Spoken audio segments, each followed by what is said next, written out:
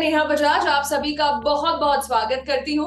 और आज के वीडियो में हमारे साथ जुड़ रहे हैं डॉक्टर अभयकांत मिश्रा, जो कि एक पीडियाट्रिशियन है और डायरेक्टर है टाइटन हॉस्पिटल, जो कि नाला सोपारा मुंबई में है।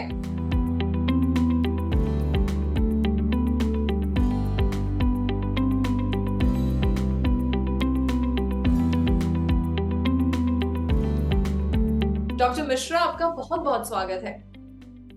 Thank you, ma'am. Thank you for inviting me. We are glad to have you as a guest. And doctor, आज हम बात करने वाले हैं एक ऐसी बीमारी के बारे में जो कि एक सीजन के टाइम ज्यादा देखी जाती है, लेकिन बच्चों को हो जाती है तो डेफिनेटली बहुत परेशानियां खड़ी हो जाती हैं। मैं बात कर रही हूँ डेंगू की, जिसके बारे में हम सबको पता है लेकिन अवेयरनेस नहीं है। तो हमारे सभी दर्शकों को आप ये बताइए, what is a dengue fever and how is it caused? Madam, dengue fever, it is basically a viral illness. It is a viral fever caused by a daytime bite. जो सुबह में जो मॉस्किटो बाइट करते हैं, Aedes एजिटिपी, ये mosquito bite की वजह से होता है मैडम। और ये डेंगू इलनेस जो है 4 टाइप के वायरस से होते हैं, डे 1, 2, 3, 4। और आपको एक बार डेंगू के मच्छर ने काटा है, जो वायरल इन्फेक्शन आपको हुआ है, उसके लिए आपको लाइफ लॉन्ग इम्यूनिटी मिल जाती है। अच्छा, लाइफ लॉन्ग इम्यूनिटी मिल जाती है, मतलब दोबारा कभी नहीं होगा, रेकरेंस नहीं है। आपको सपोज एक सीरोटाइप से अगर आपको डेंगू हुआ है, तो वो वापस उस सीरोटाइप से नहीं हुए। लेकिन ये है जो कि बाकी जो 3 सीरोटाइप से वो आप कभी भी हो सकती है, और उससे जो इम्यूनिटी मिलती है वो इम्यूनिटी शॉर्ट लिव होती है।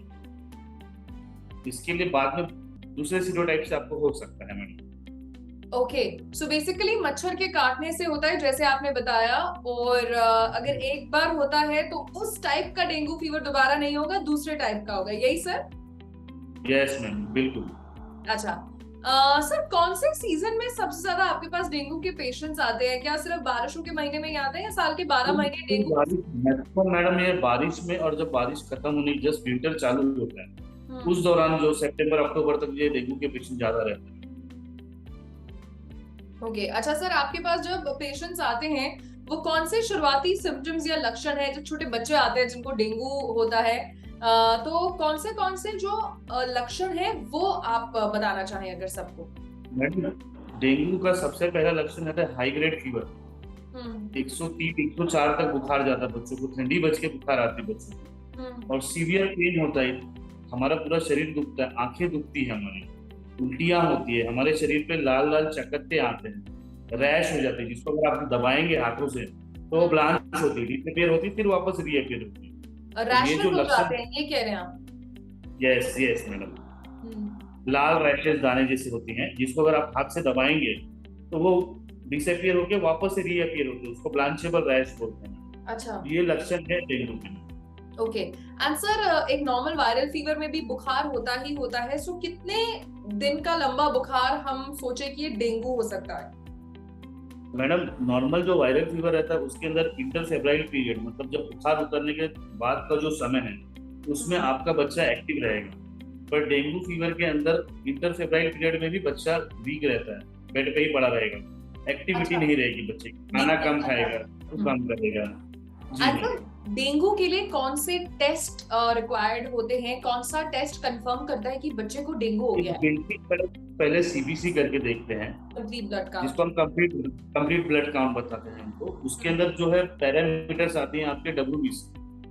तो डब्ल्यूबीसी जो है ये लोअर साइड में रहता है, नॉर्मल 4000 से 11000 तक उनका नॉर्मल रेंज है।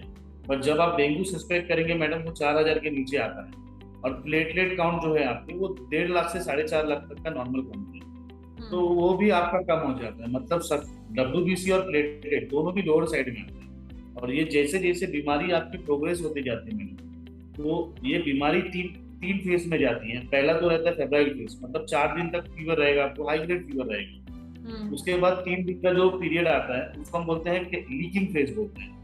उस समय जाके आपके शरीर के अंदर का जो प्लाज्मा है, ठीक है, वो लीक होता है, कैपिलरी से लीक होकर के बाकी स्पेस में जमा होता है। तो उस समय क्या होता है, हमारे शरीर के अंदर ब्लीडिंग होती है, माइक्रोवैस्कुलर ब्लीड बोलते हैं उनको। वहां जाके जो प्लेटलेट्स क्लम्प कर लेते हैं, तो उस समय जो 3 दिन का फेज रहता है, तब जाकर के आपका प्लेटलेट कम होता है, डब्ल्यूबीसी कम होता है, जिसको हम बोलते हैं ये क्रिटिकल फेज रहता है डेंगू का। वो 4 से 7 दिन तक चलता है और 7वें दिन के बाद रिकवरी फेज में आ जाता है पेशेंट। मतलब जितना भी उसका फ्लूइड लीक हुआ हमारा बॉडी रीएब्सॉर्ब करता है, तब जाके फिर ये प्लेटलेट बढ़ना चालू होता है और बाद में जाकर के WBC बढ़ना चालू होता है। तो ये पूरी प्रक्रिया है डेंगू बीमारी।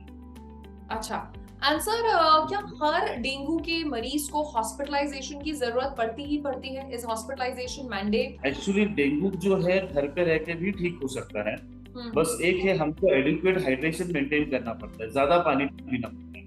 बट अगर पेशेंट हाई ग्रेड फीवर आ रहा है, उसको उल्टियां हो रही है, पेट दुख रहा है, सांस लेने की तकलीफ है, तो ऐसे पेशेंट या कहीं गम से ब्लीडिंग हो रहा है उसको, तो ऐसे पेशेंट को हॉस्पिटलाइजेशन एडवाइस किया जाता है। ओके सर, अब बहुत सारे पेरेंट्स हैं, बहुत सारे बच्चे हैं जो अपने बच्चों के सेहत के लिए ऑफ कोर्स बहुत चिंतित हैं। सो उनको आप क्या कहना चाहेंगे, क्या बताना चाहेंगे dengue treatment and dengue prevention के बारे में? मैडम, डेंगू जो है प्रिवेंट किया जा सकता है, बेसिकली मच्छर से फैलता है और ये जो मच्छर हमारे घर के आजू बाजू ही पनपते हैं, तो जहाँ पे पानी जमा हुआ है वहाँ पानी जमने ना दे। जो भी हमारे घर के बाहर में जो कचरा कुंडी हो गया या आपके घर के बाहर में बांस वगैरह लगा रहे हैं, उसके पानी आप रेगुलर चेंज करते रहें, क्योंकि वो अगर गंदी पानी जमा होगी तो वहां पे वो डेंगू के मच्छर पनपते हैं और वो हमको काटने से हमको डेंगू की बीमारी होती है। तो cleanliness is the only way to prevent dengue. अच्छा, आंसर बाकी आप माता पिता को कुछ कहना चाहें, क्योंकि अक्सर अगर छोटा बच्चा है डेंगू हो जाता है, पेरेंट्स सबसे पहले घबरा जाते हैं और पैनिक करना एक सही सोल्यूशन नहीं है, तो आप कोई मैसेज जो सभी पेरेंट्स को देना चाहें? यही बोलना है मैडम मुझे, जो 5 साल के नीचे बच्चे रहते हैं, इस साल में 6 से 8 बार बीमार पड़ते ही हैं। उनको 70% इन्फेक्शन जो है वो वायरल इन्फेक्शन होता है। लेकिन कभी भी अगर हाई ग्रेड फीवर आया तो घबराना नहीं है, वो हमारे बॉडी का फाइटिंग मैकेनिज्म है। तो आप उनको एडिक्वेट वाटर दो, आप उनको पैरासीटामोल दीजिए, कंप्लीट रेस्ट करने के लिए। कदाचित अगर ये नॉर्मल वायरल फीवर रहेगा तो आपका बच्चा 2-3 दिन में ठीक हो जाएगा, बट अगर डेंगू रहा तो आपका बच्चा जो है पेशाब कम करेगा, शरीर पे दाने आएंगे, तो उस चीज के लिए खाली ध्यान देना। Okay, thank you so much doctor Mishra, आप जी मनी हेल्थ शो में हमारे साथ जुड़े और इतनी अच्छी जानकारी आपने सबको दी। Thank you ma'am, thank you for inviting. तो ये थे डॉक्टर अभयकांत मिश्रा, जिन्होंने हमें डेंगू के बारे में बताया। बच्चों को हो जाता है तो घबराने की कोई बात नहीं है। मैं उम्मीद करती हूँ आपको आज का वीडियो पसंद आया होगा। अपना फीडबैक जरूर शेयर करिएगा। किसी और विषय पर चर्चा देखना चाहते हैं वो भी हमें बताइएगा। ऑन दैट नोट, मैं नेहा बजाज आपसे लेती हूँ इजाजत। मिलेंगे जी मनी हेल्थ शो के एक नए वीडियो में with new super specialist, new medical expert. Till then keep watching Zee money health show. अच्छी सेहत हमारा वादा।